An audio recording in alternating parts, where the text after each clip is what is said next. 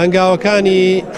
پێکهێنانی حکوومەتی ڕزگاری نیشتیمانی کە لەلایەن کۆمەڵی ئیسلامی و بزوتنەوەی گۆڕانەوە باس کرا بە تایبەتی دوای ڕووداوەکانی 16 ئۆکتۆبەر ئەم هەنگاوانە بەردەوامن بە کۆمەڵی ئیسلامی لەمڕۆ کۆمەڵی وتەوێژی جدی دەست پێ کردووە لە ڕێی فراکسیۆنی خۆی لە پەرلەمانی عێراق و فراکسیۆنی بزوتنەوەی گۆڕان و هەروەها لەگەڵ وڵاتانی چواردەور و نوێنەری یانکۆڤیچ لە ئومەمی متحیدە ئێمە ئەمانەیە بەڕاستی بارودۆخی داهاتووی هەرێمی کوردستان بارودۆخێکی نوێ بێ بۆ حکوومەتەی کە باسمان لێ کردووە پێک بێنرێ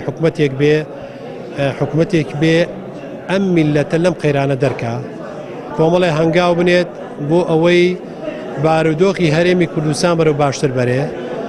گرفتی موچەی هاوڵاتیان چارەسەرکە بەرنامە ڕێژی بکە بۆ ئینتیخاباتێکی پاک و بێگەرت دوو لە هەموو تەزویراتێک بە ئیشرافی ئومەمی متحیدە و هەروەها بەڕاستی نوێنەرایەتی هەرێمی کوردستان لە ڕووی سیاسیەوە پێویستە تەنها لە مۆلا چەند دەموچایەک نەیکەن و لەسەر و هەموو ئەمانەشەوە ئەو لایەنانەی ئەم هەڵە گەورەیان بەسەر ئەم میلەتە هێنا